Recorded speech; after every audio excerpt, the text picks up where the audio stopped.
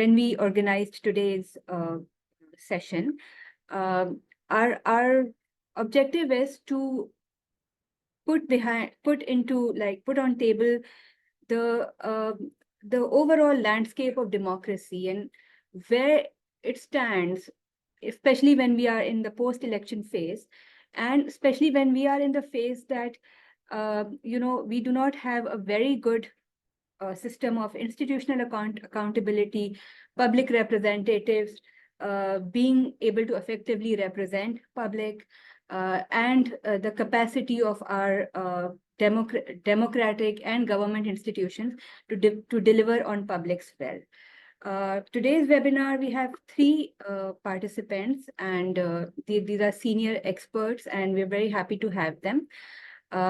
We have Mr. Naazir Mahmood, who is an educationist, columnist. He has had a background in development sector, research, media, and of course, education sector. So he's going to be joining us. We also have Mr. Zia Rahman, who works for the news, currently works for the news. He's a seasoned journalist whose beat includes politics, policy, terrorism, conflict. We also have Ms. Laiba Khan, who works with media in the production capacity. And she's a graduate in social sciences and a young journalist. So we would like to welcome our three speakers. And I'd like to begin with Mr. Naazir, who's here with us. Naazir, our first question from you would be, given the challenges that Pakistan has faced in ensuring free and fair elections in the past, I'm talking about the past elections as well, what measures do you think are necessary to enhance electoral integrity and public trust in electoral process? First of all, thank you, Zeenia, for inviting me to this webinar. Your question is very important. And first of all, I think we should understand when we talk about integrity, electoral integrity, what do we mean and how can we enhance it? To me, everybody knows that there are at least three features of electoral integrity that should be present. Number one, elections should be free. Number two, fair. And number three, they should be transparent. So these are three major ingredients to measure, to me, of any elections integrity. So if we look at Pakistan, in Pakistan, elections have rarely been free. What does that mean and how can we enhance that in our electoral process? Free means that all those who contest elections, they should be free to run their election campaign. Media should be free and independent, and there should be no restrictions from any segment of society, be it from the establishment, from security agencies, or from some other pressure groups in society, which are mostly religious pressure groups in Pakistan. So if there is an undue pressure on any candidate who wants to contest the elections become less free. And if you apply that criterion, we see that in Pakistan, hardly any election have been free. All elections had some restrictions, either from the establishment side, or a partial picture was presented from the media, or there were other groups which tried to terrorize the candidate and put undue pressure to withdraw from contesting elections. So to me, first of all, if we want to increase electoral integrity in society, we should have freer elections than we have right now. This is number one. Number two, free and fair. So what do we mean by fair? By fair, I mean that in Pakistan right now, not all segments of society have the equal chance to contest elections, because it has become too much money oriented, and to contest an elections, millions of rupees are required. So that automatically bars people from, let's say, peasantry, or from farmer class or labor class, or anybody who belongs to lower middle class or a lower class family. Even middle class people cannot easily contest election because it has become too money oriented. So if that happens, elections reduce their fairness in society. And to enhance that fairness, I think there should be some steps taken to reduce the role of money in electoral process, so that we see more more representative parliament. At the moment, our parliament is not representative, as only moneyed class, those people who belong to so-called rich families, be they businessmen or industrialists or feudal lords, they end up being members of parliament, but a common people, a common person is unable to contest an election and win. So that reduces the level of fairness of election process, and that ultimately reduces integrity also. So this is the second feature. First, I talked about the election being free, second being fair, and third, they should be transparent. Now, let's briefly talk about that also. When we talk about election being transparent, means that when elections are free or fair, it should also be seen. As they say that, justice should not only be done, it should also be seen to have been done. So similarly, if elections are fair, let's say somebody claims, election commission claims, or establishment claims, or newly elected government claims that elections were free and fair, and if there was no transparency in that, the claim becomes hollow, and it becomes very difficult to believe that claim. So to increase electoral integrity, transparency needs to be there. And by transparency means especially the role of media. Media should not play a very partial role as it has been playing right now. So, and then whatever election commission is doing, it should be very transparent. Just to give you one example, in the previous election, the recent election in February, level of transparency was reduced. That means, the opposition, the PTI, who lost elections, though they had many seats, but still they claimed that there were rigging. So major complaints of rigging come from lack of transparency. For example, Form 447 were not there, or Form 45 were not available, or the alacrity or the speed with which the election should have been announced, results should have been announced, they were not there. There was lack of transparency in the counting process. There was lack of transparency in announcing the results. So things like that, they hamper electoral integrity. So to conclude my response to your question, how to increase or enhance integrity of elections, number one, they need to be free. Number two, they need to be fair. And number three, they need to be transparent, so that people can actually see and conclude that elections were actually free and fair. Thank you.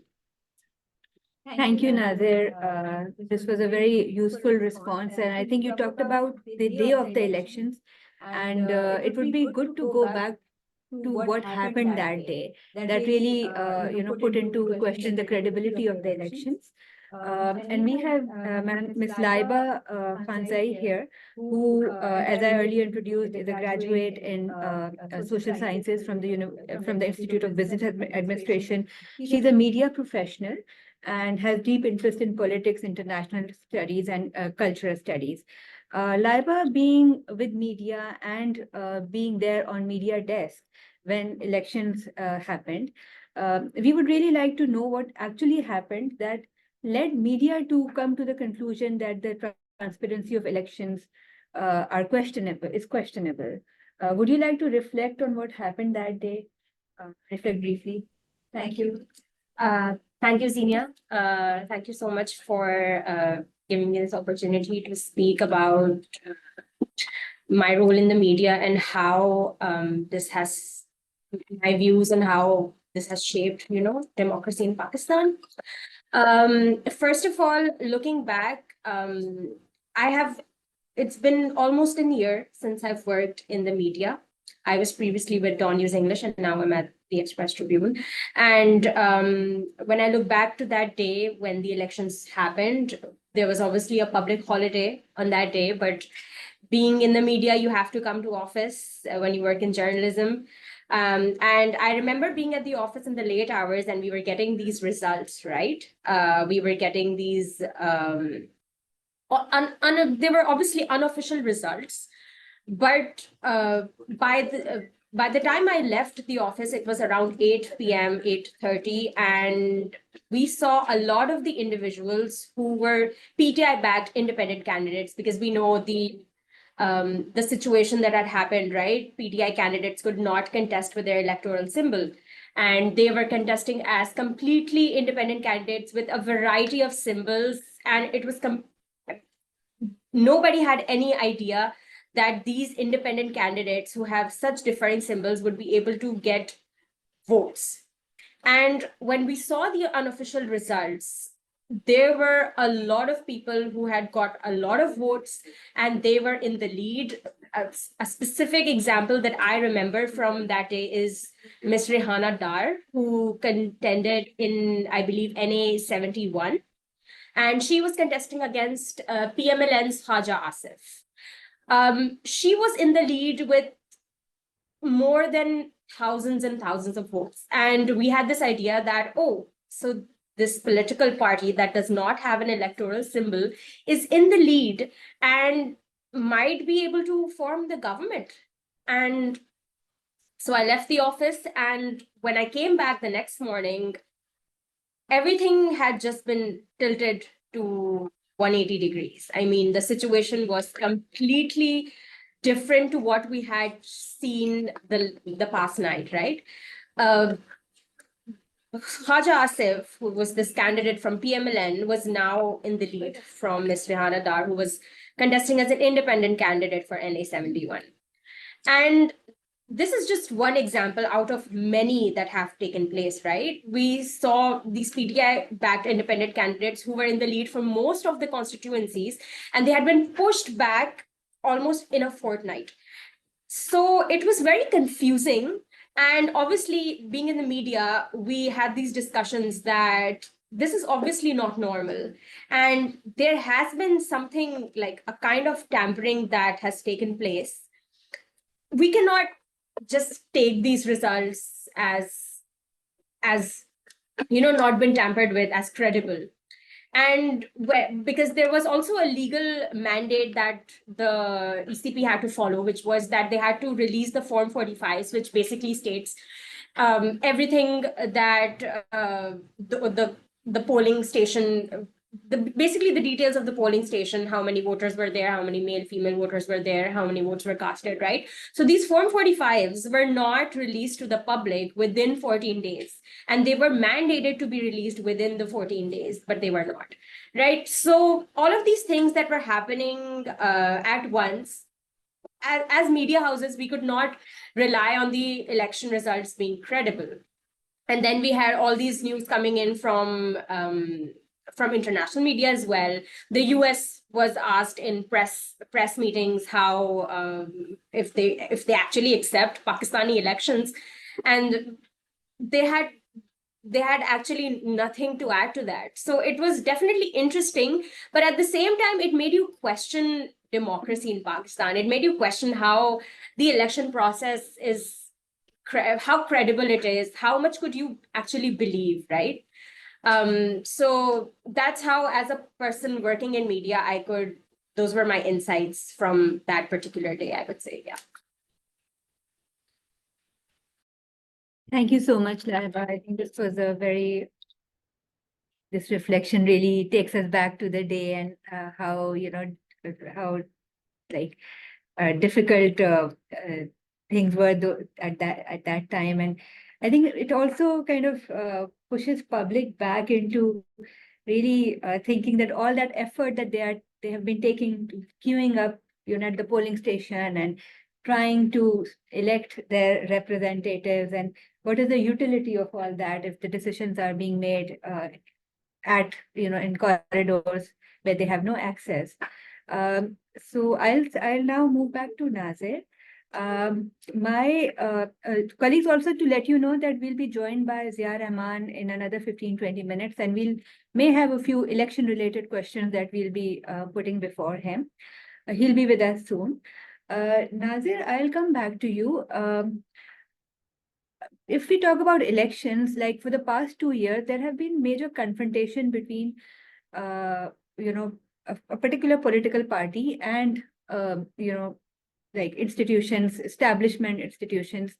Um, and there have been some very unprecedented things that happened last year. And there was a major pushback by, say, supporters of that particular political party, PTI. And of course, you know, what we call that historic day of 9 May. And I think that kind of also laid bare to what extent Pakistan's public can go towards kind of, I would say, supporting or expressing their support for their political leadership. This is not the first time this has happened. We've seen this in the past as well. And of course, but this happened before social media, in the times of social media, and there was a lot of discussion on multiple platforms. And that has led the government to repeatedly suspend social media also. My question from you would be that if we talk about democracy and citizen empowerment or citizens' right to express themselves as a fundamental part of democracy, where does that stand in Pakistan today? And what significant changes or similarities might indicate future developments?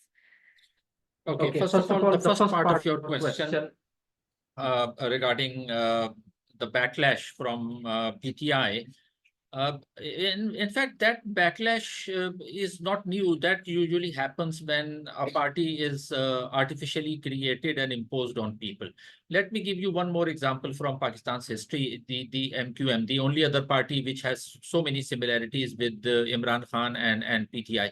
MQM was created in 1980s, and at that time, Pakistan was under General Ziaullah and Muttahida Qawmi movement, and that was Karachi or Hyderabad-based political party. It still exists, and this was we remember, you know, at that time in 1980s, who were young like myself and being in the media also, we know what was happening at that time. General Ziaullah wanted to create a party to push against People's Party, which was the most popular party at that time. So, and then this artificially created party actually started drawing people's support. And whenever in Pakistan's history such artificial parties are imposed on people, they ultimately end up being fascist or semi-fascist parties. So MQM itself had those fascist tendencies. And if you apply that to PTI, PTI also had the same similarities. PTI, we know from 2010 onwards, there were certain, and this is no more secret, everybody knows about it. There were certain elements from the establishment, which means the even serving not only retired generals, but even serving generals were involved in that. It has, as I say, that this is no secret now. So these people, they deliberately worked on PTI, and PTI actually started drawing people's support. So first, it was also artificially created as MQM. Number two, it also had semi-fascist tendencies. That means it could turn violent. And when these parties realized that now they do no more enjoy support from the establishment, they turned violent against the establishment itself. So that's what exactly PTI did. And by establishment, I mean that when the army chief changed and the new army chief took charge, at that time, during that transition period, Imran Khan and PTI did not want the new chief to assume charge. And in fact, Imran Khan wanted somebody else. And so that's why that party, which was at establishment's creation, it turned violent and it started behaving against, and we know 9th May incident and all. So this is not a new phenomenon. We have seen in the past too. Now, the next part of your question about empowerment of people and similarities and differences between previous elections and these elections, and how they will impact future elections. So, of course, there were similarities, and there's what were the similarities between May 9, Feb elections and the previous elections. First similarity was that in all elections, we have almost all elections we have had pre-poll rigging. Pre-poll rigging means a certain party manages to get support from the establishment, which is the most powerful institution in Pakistan, and the media is used, and that particular, so this is called pre-poll rigging, when you create an atmosphere in which one particular party becomes favorite. So that happened with PTI also. And it happened previously also. You know, we don't talk about 50 years. If we just talk about this century, the first elections were held in 2002, this century, in the 21st century, 2002 elections. At that time also, People's Party and Noon League were the popular parties. But then, and artificially, you know, Q League and other parties were created, and a concoction was established under General Musharraf. Then in 2007 elections also, Benazir Bhutto was martyred, was killed, assassinated. That was also kind of pre-poll rigging, when you eliminate the most popular leader of the country. Then in 2013, we see again there was pre-poll rigging. Why? Because People's Party was no more in the good books of the establishment, mainly due to the 18th Amendment. And they did not want PP to come again and introduce more amendments. So this has been happening. But how will it change in future? How will it impact, and how should it be done? Number one, the establishment should realize the most powerful institution in the country. You call it establishment, you call it military, you call it whatever you like. But this is true that there is a direct intervention in political process. That intervention should stop now. And that means that no favorites should be promoted either directly or indirectly through media. And if that happens, I think we will, and I don't see that in future that's easily possible in Pakistan. It's as they say, that who will bell the cat. So if you want to rein in the establishment, and if you want them not to interfere in the political process, not to indulge in pre-poll rigging, how do you do that? So this is the most significant challenge that Pakistan is facing, and that is also an obstacle in the way of people's empowerment. So for people's empowerment, elections, I will repeat the answer to my first question. For people's empowerment, election should be completely free, fair, and transparent. And that means that no other institution should interfere in the electoral process. People should be allowed to contest freely. They should be allowed to vote freely. And the process of counting and announcing of results should be transparent. So this is the only way. This is one. And the other is it should be actually a representative democracy, not a democracy which is controlled by the elite. And what some people call it elite capture, in which, as I said, that only businessmen, industrialists, feudal lords, they can contest and win the election. So as long as that continues, probably people empowerment will remain a dream. So these things need to be changed. Moving on to digital media, which is a very important platform that has emerged for political expression, both by public, largely used by public, as well as even public representatives and institutions that Naazir has been referring to in his discussion. Laiba, our question from you would be, of course, the digital age has brought a number of new opportunities and challenges for democracy worldwide. How do you see the digital media influencing political discourse and civic engagement in Pakistan? And what implications do you think this has for the future of democracy in Pakistan? Okay, thank you for the question, Zeenia. When it comes to my own personal opinion, I feel like digital media is extremely important when it comes to raising political awareness of people in this country who already have very limited access to resources, right? In the current age, the digital media has played an immense part in educating the youth. What is their civic duty? What is their civic responsibility to the state, to their nation? And if they have this right to vote, how well should they use this right? So currently, we have obviously evolved into the state who's using social media and digital platforms like Facebook, Twitter, Instagram to educate ourselves better. And I see that as a positive. I see that as us moving in the right direction. Political parties have also kind of capitalized off of that.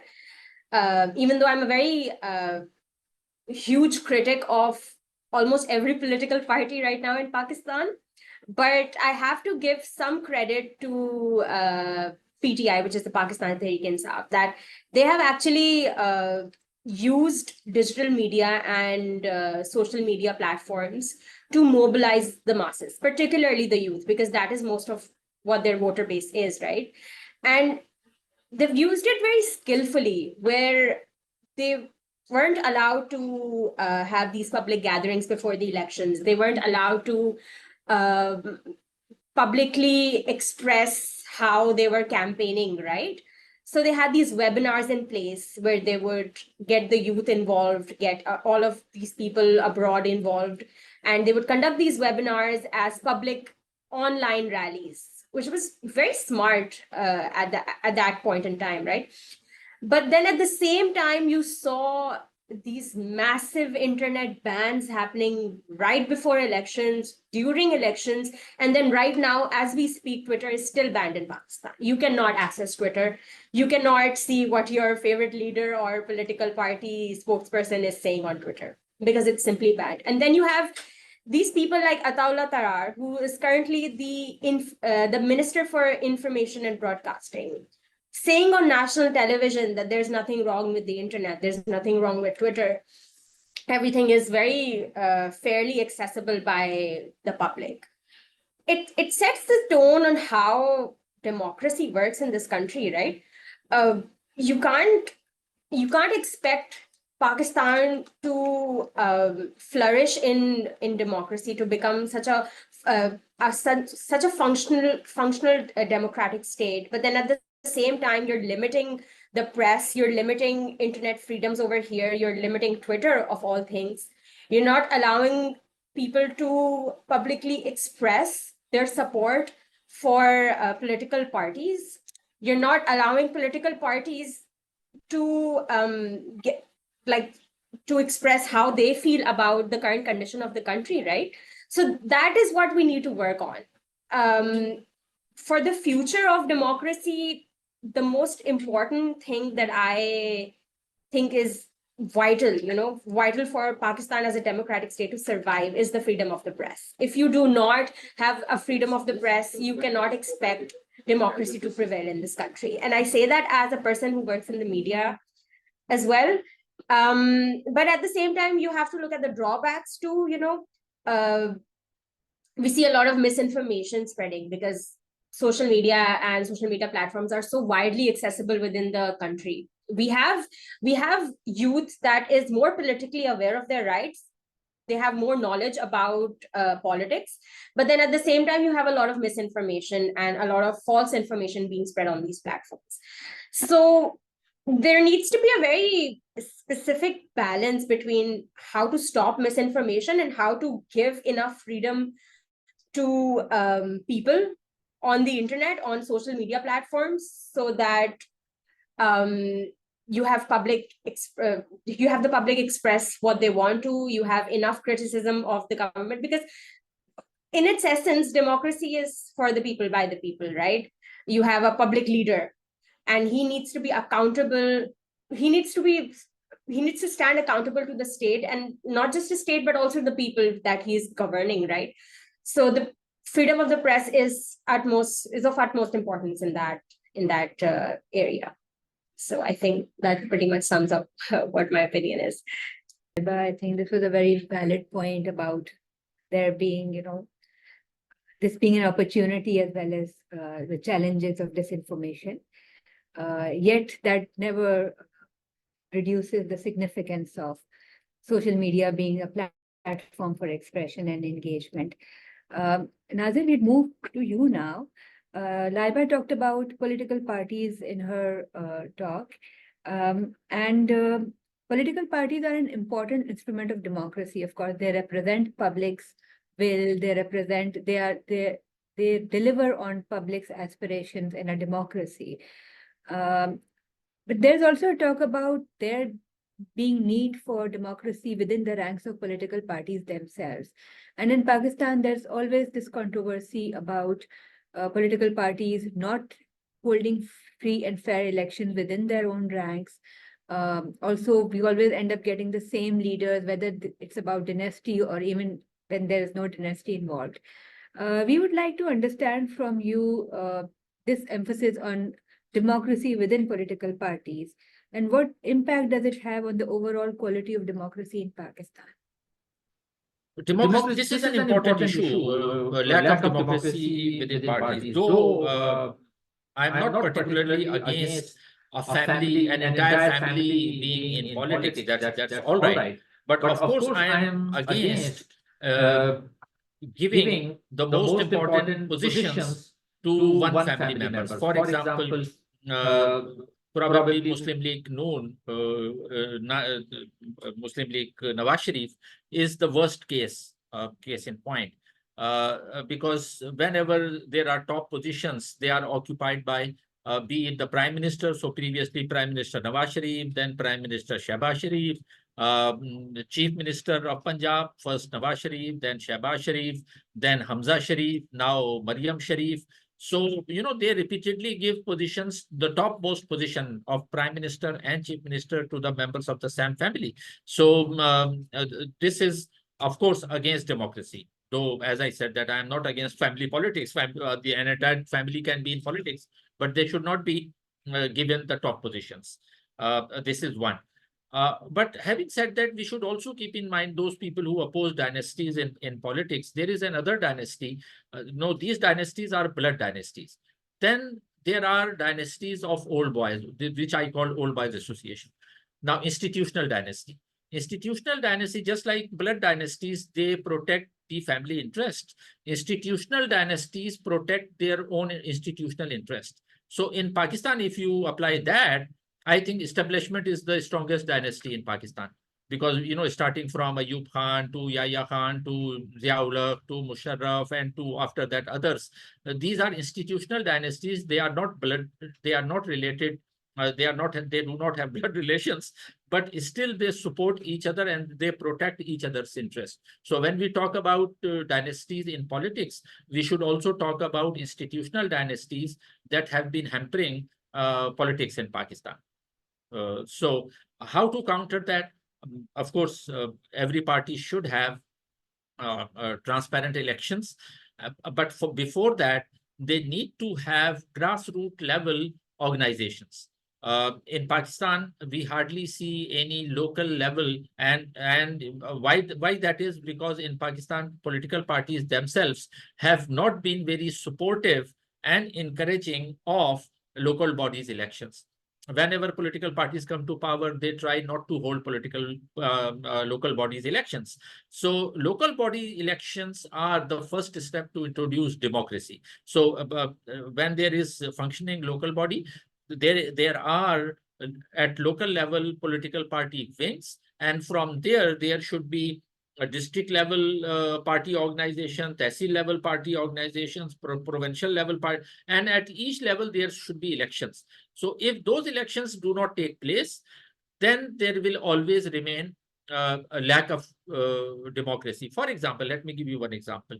Normally in Pakistan, what happens when a party wins elections in a province? Now, provincial chief minister is decided by the party head, not by the provincial party members themselves. So, for example, when PTI won in Punjab, it was Imran Khan who decided that Usman Buzdar should be the chief minister of Punjab, though the PTI provincial committee of Punjab did not like, but they could not oppose it. And Imran Khan did not want to hear what the local provincial PTI was saying. So in Sindh, when People's Party wins election, it is Zardari or the Bhutto family which decides who will become the chief minister, and it is not left to the assembly members of a provincial PPP committee, which should decide who should be the chief minister. So these are just one or two common examples of how political parties themselves violate basic democratic principles. So yes, introduction of democracy in political parties is of vital importance. They should have their functioning tehsil level and district level committees. They should elect their own leaders, not imposed by the top. If that happens, then these local level elections go up to the national level. That is the only solution. Thank you. Thank you, Naazir. I think you certainly helped us reflect on the broad spectrum that internal democracy is about. It's blood dynasties as well as non-blood dynasties, certainly. We would like to move towards the end of our discussion with one more question from both of our participants.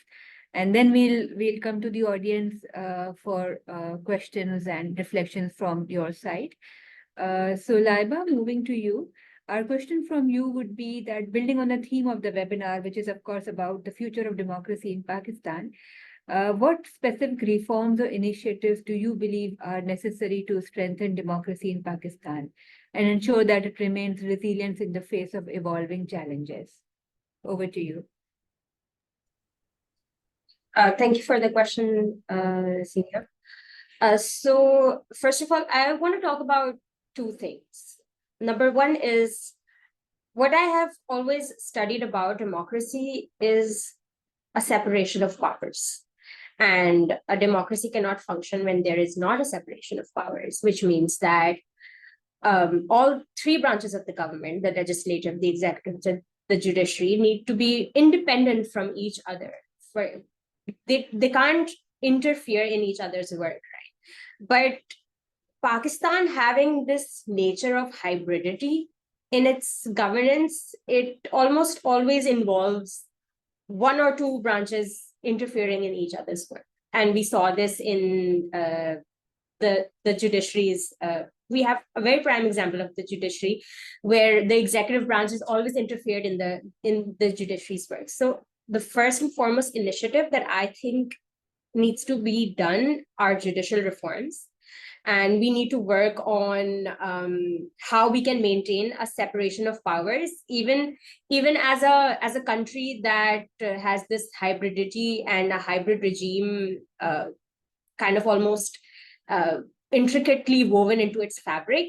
We need to stay clear that if we want to flourish as a democratic country, there needs to be a separation of powers, number one. And then number two, as a media professional, it is very close to me. Like, I feel this is a very personal kind of issue with the state, that as I mentioned in my previous answer, the freedom of the press. The press needs to be free. It needs to have those freedoms to express, to do honest, good journalism, honest reporting, right? And the journalists in this country are the ones who have been persecuted numerous times. I can, just at the top of my head, I can recall instances where there've been attacks on journalists like Hamid Mir. Just right now, there have been like a lot of persecution on journalists in this country. Arshad Sharif's case is very prominent and very alive and well in our minds. Journalists need to be protected. There needs to be legislation that protects journalists, and that protects them not just from intimidation, but from harassment and from violence, right?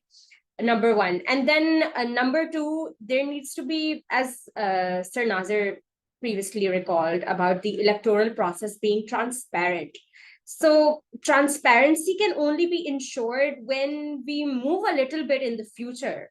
We are kind of still stuck in paper ballots while the electoral process is happening. We're still stuck in the olden times where we need to like stamp on the ballot paper, submit it, and then there's this whole facade of tampering of the voting results. So if we're mobilizing the youth, we're incorporating technology, we need to incorporate that technology into our electoral process as well to make it more transparent. And I mean, this has been an issue that has been debated as well, the use of electronic voting machines, EVMs. As an individual, as a young voter, I think the use of electronic voting machines would greatly help the transparency in the electoral process. And then number three is, I guess, the most vital initiative that we need to take, and which is the transmittal of education, that we need to incorporate political awareness into the education of young minds in this country. They need to know what their civic duties are. They need to know what their civic responsibilities are. They need to be able to differentiate how the government works, and like how does the government work? What are voter reforms? What do they need to keep in mind before voting for a particular candidate when they go into the polling booth? So yeah, these are the reforms and initiatives that I think would help the democratic process in this country. Thank you, Laiba. Naazir, we also have a similar question from you about, what interventions do you think are needed to enhance the strength of democracy in Pakistan? But we would like to complicate it a bit, and we would like to also request you to add, to keep in mind the fact that Pakistan's civil society and grassroots movements have historically played a very important role in advancing democratic ideals and holding governments accountable. So with that, history in mind, what do you think the kind of interventions are needed to strengthen democracy in Pakistan? Well, first of all, assuming that the civil society organization have played a significant role, appears to me a bit of an overstatement. Why? Because civil society in Pakistan, to me, has never been allowed to function independently. Civil society has been on the receiving end all along. Only those civil society organizations were allowed that were more into service delivery rather than advocacy. And as we see even now, especially after, Abbottabad incident in which Osama bin Laden was abducted, and the blame was put on Save the Children International. After that, in the past 15 years, there has been a major crackdown on civil society organizations across Pakistan.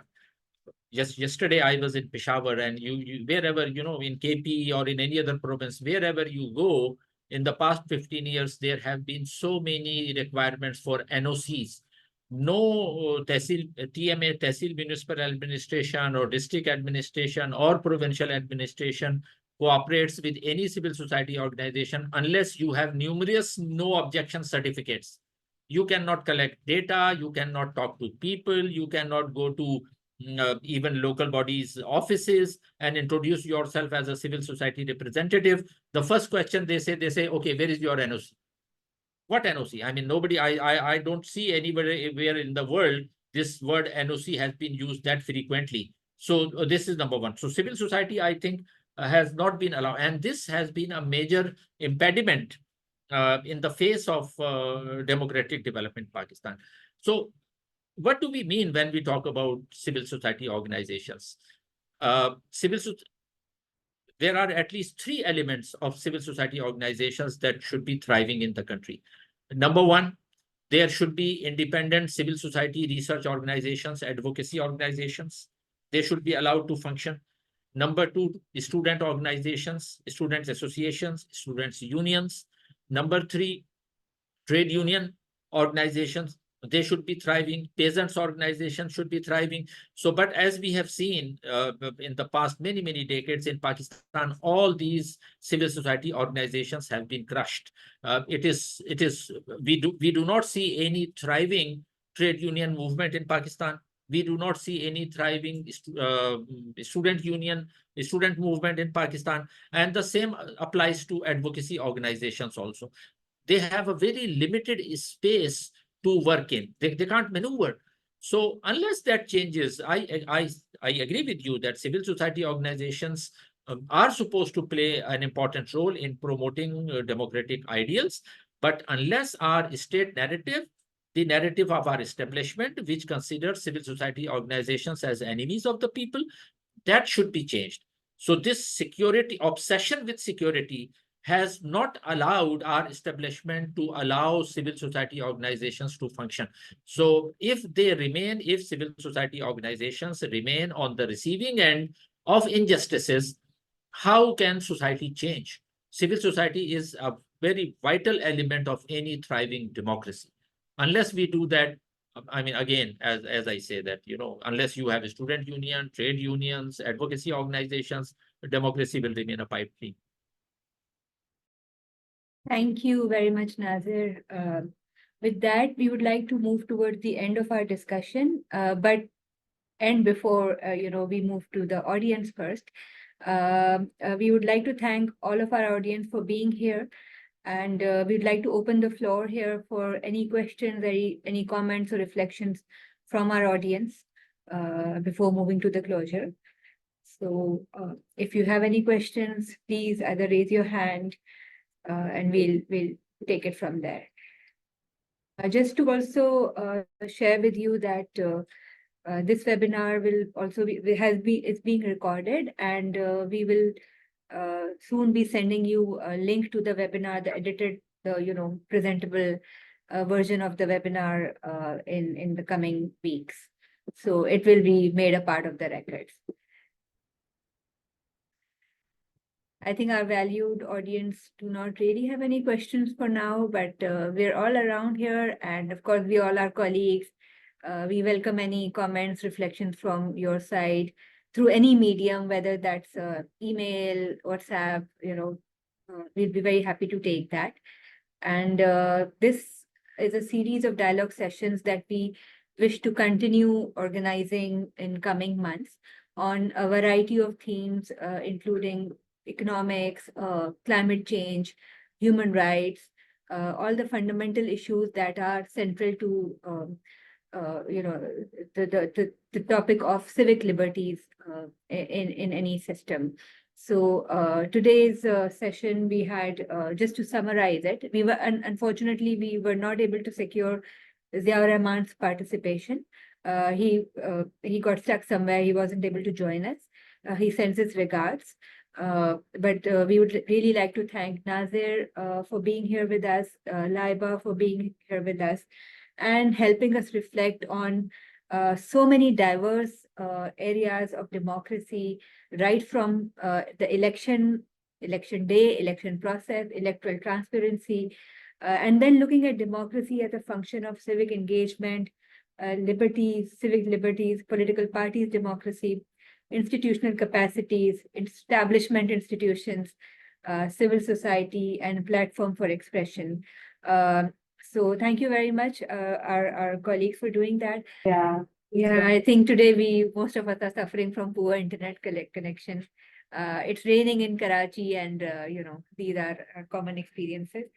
So thank you very much again for all our audience for being able to join us and tuning into this discussion. We would also like to thank Naazir and Laiba for being here with us. And as shared earlier, we would be very keen to have this discussion disseminated to a wider audience. It was already being live streamed, and we will be sharing it in as a recorded session, through email to you and other colleagues. So thank you very much, and look forward to touching base with you all again. Thank you. Goodbye.